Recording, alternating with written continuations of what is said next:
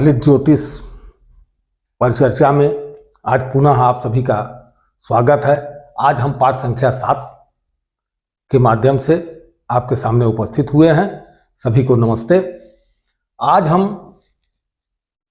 राशि तथा नक्षत्रों का आपसी संबंध के बारे में विचार करेंगे।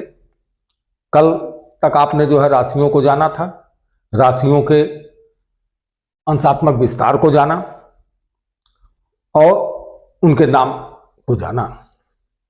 आज अब राशि के नक्षत्रों से आपसी संबंध, राशि में नक्षत्रों का आपसी संबंध का क्यों आवश्यकता है?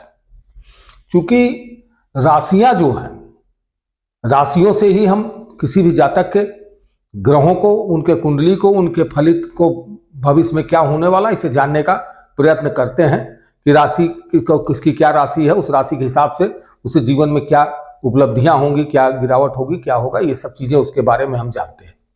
लेकिन राशियों का ब्रह्मांड में कल हमने आपको बताया कि एक विचरण तरीका बहुत बड़ा है कि ब्रह्मांड में 12 भागों में बांटा है। एक राशि 30 डिग्री की होती है और 30 डिग्री की राशि को जो है और 12 भागों में बांटा है तो एक बड़ा वो हो जाता है। तो बड़े को देखने में जो आपकी फलित ज्योति में जब भविष्यफल कहने लगेंगे किसी का, तो उसमें बहुत बड़ा 30 डिग्री का अंश हो जाता है। 30 डिग्री को देखेंगे तो उसमें उतना सटीक निर्णय नहीं दिया जा सकेगा। जब उसके हम सूक्ष्म जानकारी करने के प्रयास करते हैं तो हमें राशि के साथ साथ नक्षत्रों को भी देखना पड़ता है। नक्षत्रों को क्या, नक्षत्र 27 हैं और 27 नक्षत्रों को ब्रह्मांड में जो बांटा गया है, जो 13.20 डिग्री उसका होता है। और फिर नक्षत्रों के 4 चरण होते हैं और चरण 3.20 डिग्री है। तो हम बहुत छोटे 3.20 डिग्री पे आ जाते हैं और 3.20 डिग्री से ही हम जो है एक निर्णय लेने लगते हैं कि आदमी का इस समय में, एक सूक्ष्म समय में क्या परिणाम होगा, क्या फल होगा, उसे जानने का प्रयास करते हैं और उसी को जानते हैं। तो उसी कड़ी में आज आगे हम बढ़ते हैं कि नक्षत्रों का संबंध जो है, राशियों से नक्षत्रों का संबंध क्या है, ये जानने की कोशिश करेंगे। इसे आप आत्मसात करिए और इसे लिखते चलिए, क्योंकि ये जितना अच्छी ढंग से आप इसे समझे होंगे वही आगे फलित ज्योतिष कहने में ये चीजें आपको जो है बहुत काम आएंगे। मूलभूत सिद्धांत है और जो मूलभूत सिद्धांत है, जो शुरुआत की चीजें हैं, जब तक उसकी जड़ नहीं आपको पता लगेगी, आप शुरुआत कहां से होता है उसके सिद्धांतों को नहीं जानेंगे, तब तक आगे फलित कहने में आपको बहुत सी असुविधाएं होंगी। इसलिए आप इसको नियम से देखते जाइए, क्रम वाइज पढ़ते जाइए। आज पाठ संख्या 7 है, इसके पहले 6 पाठ तक है। जिसने 6ठा पाठ पढ़ा होगा, 5वां पाठ पढ़ा होगा, उसको 7वां पाठ बहुत अच्छे ढंग से समझ में आएगा। और अब हम आगे चलते हैं राशियों के। पहली राशि मैंने कल बताया था आपको, पहली राशि कौन सी है? मेष राशि है। अब मेष राशि ये भी बता दिया था आप लोगों को कि राशि कितने डिग्री की होती है, राशि कितने की होती है? एक राशि 30 डिग्री की होती है।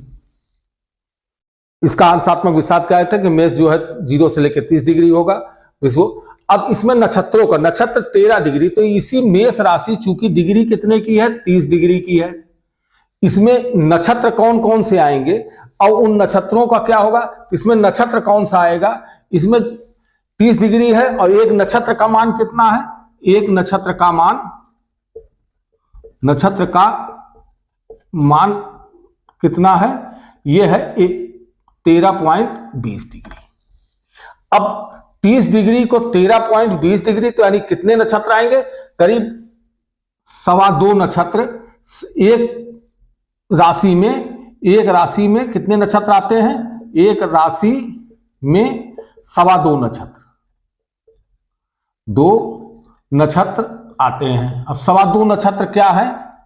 अब देखिए, पहला नक्षत्र है अश्विन, दूसरा भरणी और तीसरा नक्षत्र होगा कृत्तिका। अब ध्यान देने की बात है कि इसमें नक्षत्र कितने आए? मेष राशि में 3 नक्षत्रों का समावेश होगा कि मेष किससे बना? अश्विन, भरणी और कृत्तिका से बना। लेकिन क्या तीनों राशियां इसमें समावेश हुई? तीनों नक्षत्र समावेश हुए? नहीं। अश्विन के कई चरण होते हैं? 4 चरण। एक से लेके अश्विन के 4 चरण, भरणी के 4 चरण। अब एक मेष राशि जो है बनी, एक राशि में कई चरण होते हैं? एक राशि में, ये भी एक बात नई चीज आई, ये भी आप नोट कर लें, एक राशि में 9 चरण होते हैं। चरण होते हैं और एक राशि में 2.25 नक्षत्र होते हैं। ये आप 9 चरण हो गए। अब ये आप पहले से ही जानते हैं कि एक नक्षत्र में 4 चरण होते हैं, तो एक नक्षत्र के 4 चरण, इसके 4 चरण और कृतिका का 1 चरण, ये मिला के कुल कितना हुआ? ये मिला के कुल हो गया 9 चरण हुआ। तो 9 चरण की पहली राशि जो हमारी हुई मेष राशि, मेष राशि किससे किससे मिलके बनी? अश्विन, भरणी और कृतिका। अश्विनी के 4 चरण, भरणी के 4 चरण, कृतिका के 4 चरण। अब इनके 4 चरण हुए। अब यहां पे आप स्वामी वहां पीछे आप देखे हैं, इसलिए मैं याद दिलाने कड़ी में पिछला भी उठा लेता हूं कि स्वामी देखे आप तो 9 चरण में पहले हमारा जो अंशात्मक विस्तार हुआ इसमें ये आया, ये आपने जाना। इसमें पहली राशि यहां जो हुआ ये अश्विन जो है, अश्विन किसका है? अश्विन केतु का है। अश्विन का कौन स्वामी? ग्रह स्वामी क्या है? केतु। भरणी का क्या है? भरणी का शुक्र है। और कृतिका का स्वामी कौन है? कृतिका का स्वामी सूर्य है। अब यहां देखने की बात है कि राशि एक ही है, मेष राशि है। मेष राशि में नक्षत्र कितने आए? नक्षत्र 1, 2, 3 नक्षत्र, 3 नक्षत्र के मतलब 2.25 नक्षत्र आए। अश्विन के 4 चरण आ गए, भरणी के 4 चरण आ गए, कृतिका के 4 चरण आ गए, यानी 4 चरण आए अश्विन के। तो ये 4, 4, 4, 8 और 9 यानी 3 नक्षत्र 2.25 नक्षत्रों से मिलकर बनी और इनके 3 ग्रह स्वामी हुए, केतु भी हुए, शुक्र भी हुए, सूर्य भी हुए। यानी मेष राशि वालों के ऊपर किसका किसका प्रभाव पड़ेगा? मेष राशि वालों के ऊपर अश्विनी, भरणी, कृतिका और केतु, शुक्र और सूर्य का प्रभाव पड़ेगा। लेकिन कब पड़ेगा? अब यही चीज ध्यान देने वाली बात है कि अश्विन के 4 चरण जब रहेंगे, मेष राशि का व्यक्ति अगर उसकी जन्म कुंडली में जन्म के समय चंद्रमा अश्विन राशि के 4 चरण में होगा तो केतु के प्रभाव से ग्रसित होगा। तो हम फलित गणना करते समय ये ध्यान रखेंगे कि मेष राशि का व्यक्ति अश्विन नक्षत्र में जन्म लिया है, उसके 4 चरण पहले 4 चरण में है तो केतु का प्रभाव उसके ऊपर होगा। अगर अगले भरणी नक्षत्र में उसने जन्म लिया है, चंद्रमा भरणी नक्षत्र में है, तो उसके 4 चरण में शुक्र का प्रभाव उसके ऊपर होगा। और तीसरा कृतिका में जन्म लिया है तो 1 चरण में सूर्य का प्रभाव उसके जिंदगी पे होगा। तो ये चीजें हम आगे आपको और विस्तृत में जानकारी देंगे। जैसे केतु का होगा तो बच्चा जन्म लेते समय उसके चोट चपेट, परेशानी, दिक्कतें, ये सब चीजें आएंगी उसको, उसकी माँ को, मतलब परिवार को, ये सब दिक्कतें। और दूसरी भरणी नक्षत्र में अगर उसने जन्म लिया है तो शुक्र के प्रभाव में होगा तो सुख की वृद्धि होगी वहां।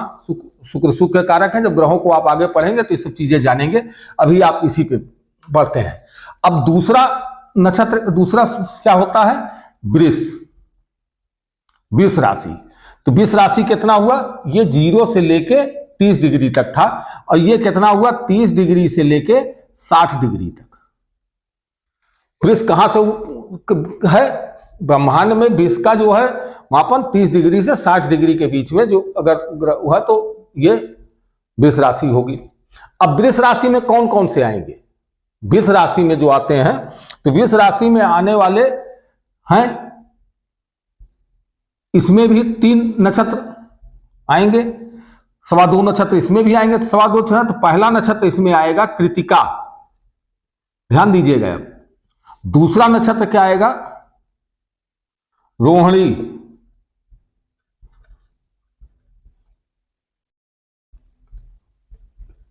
तीसरा नक्षत्र मृगशिरा। अब यहां देखिए, यहां अश्विनी, भरणी, कृतिका आई थी।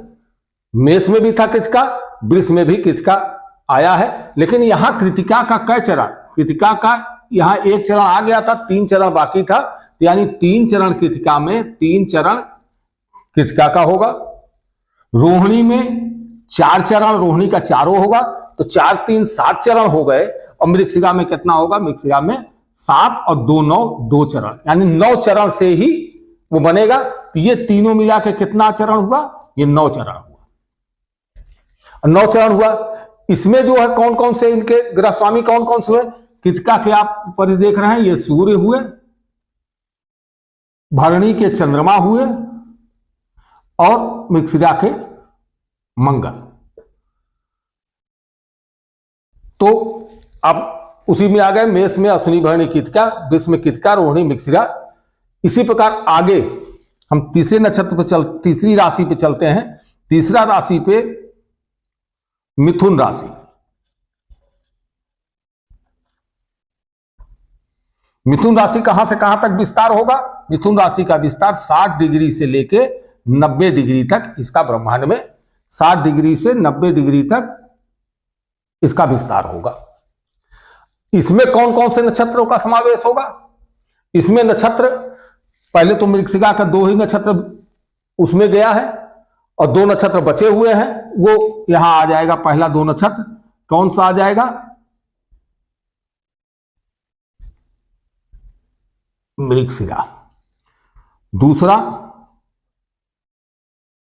आर्द्रा।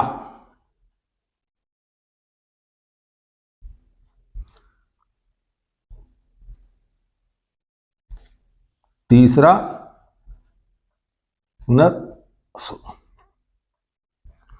अब यहां पे भी क्या हुआ? 2.25 नक्षत्र यहां भी प्राप्त होंगे। मिथुन जो है किसमें होगा?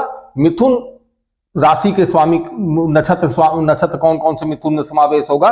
मृगशिरा होगा, आर्द्रा होगा, पुनर्वसु होगा। तो कितना कितना होगा? मृगशिरा का 2 नक्षत्र बचे थे, 2 नक्षत्र हुआ। आर्द्रा के चारों चरण आ जाएंगे और 4 2 6 और 3 चरण, 6 3 9 3 चरण, पुनर्वसु के 3 चरण आ जाएंगे। तो ये तीनों चरणों को बराबर भी ये कितना हुआ? 9 चरण हुए। 9 चरण हुए। इनके भी स्वामी, इसका स्वामी अगर मंगल है, इसका भी स्वामी मंगल होगा। इसका स्वामी जो है आर्द्रा का स्वामी राहु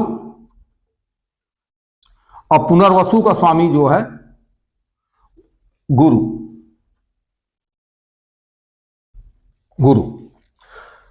अब अगली राशि हम आ जाते हैं, चौथी राशि जो है, इस संख्या से भी आप याद रखिएगा कि पहली राशि मेष, यहां 1 लिखा होगा, मेष राशि, 2 है वृष राशि, 3 है मिथुन राशि और चौथी राशि मिथुन के बाद कर्क राशि। कर्क राशि, कर्क राशि का विस्तार कितना होगा? कर्क राशि का विस्तार 90 डिग्री से लेके 120 डिग्री तक। कर्क का विस्तार 90 से 120 डिग्री। इसमें कौन कौन से नक्षत्र चरण आएंगे? नक्षत्र आएंगे इसमें, नक्षत्र जो इनके 2.25 नक्षत्रों का समावेश है, इसमें जो है पहला नक्षत्र जो होगा पुनर्वसु का हो जाएगा। दूसरा नक्षत्र पुष्य का,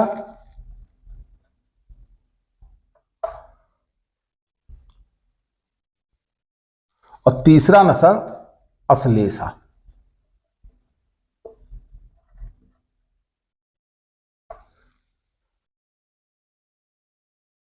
अब पुष्प अश्लेषा, पुष्प पुनर्वसु में कई चरण? 3 चरण। 1 चरण बचा था, 1 चरण यहां का आ जाएगा।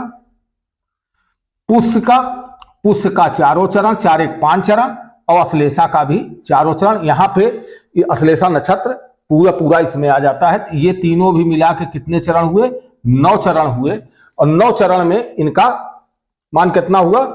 अब इसके ग्रह स्वामी कौन कौन से हैं? पुनर्वसु के आप ऊपर ही देख रहे हैं, ये गुरु हुए। पुष्य के शनि और अश्लेषा का स्वामी बुध। अब नक्षत्रों की कड़ी में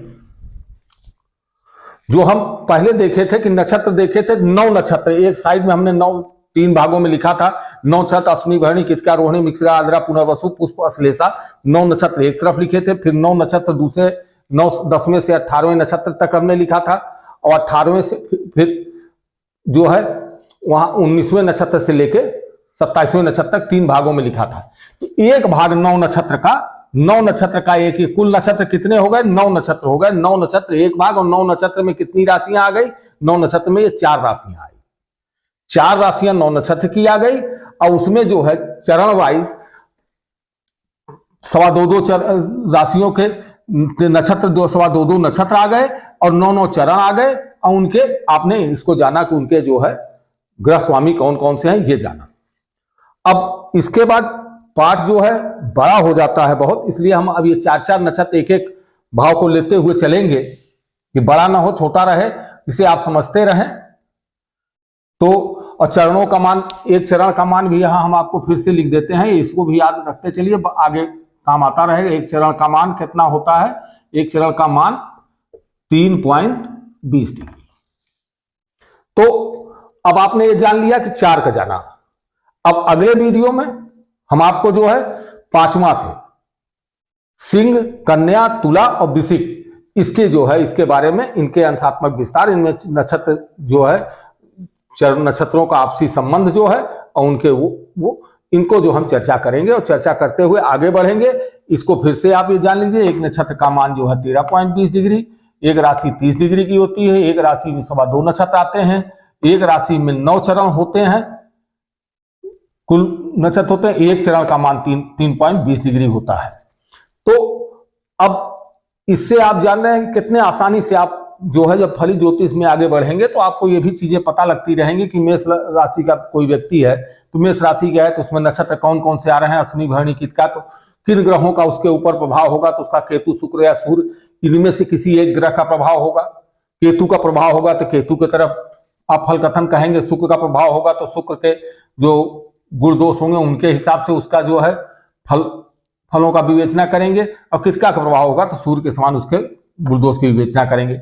इसी तरह विष लग्न होगा तो उसमें कृत्तिका के समान तो सूर्य, चंद्र और मंगल का प्रभाव उसके ऊपर आएगा, कृत्तिका, रोहिणी और मृगशिरा नक्षत्रों का प्रभाव उसके ऊपर आएगा।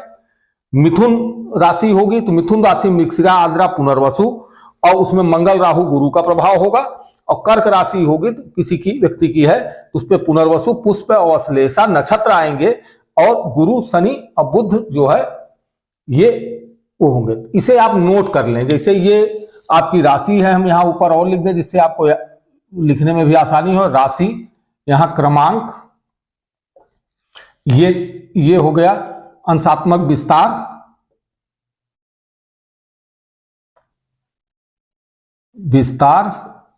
यहां ये नक्षत्र,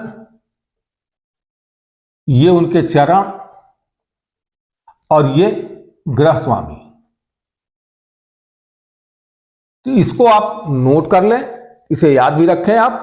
और आज हम पाठ को यहीं विराम देंगे, कल अगले 4 राशियों को जो है हम विवेचना करेंगे, और इस समय इतने को आप नोट करें और पाठ को क्रमवश ढंग से पढ़ें तो आपको ज्यादा सुविधा होगी, आसानी से आप इसे समझ सकेंगे। तो इसी के साथ हम विराम देते हैं, आज के लिए इतना ही। फिर अगले वीडियो में आपको इसके आगे के चारों उसको समझाया जाएगा और बताएंगे। धन्यवाद, नमस्ते।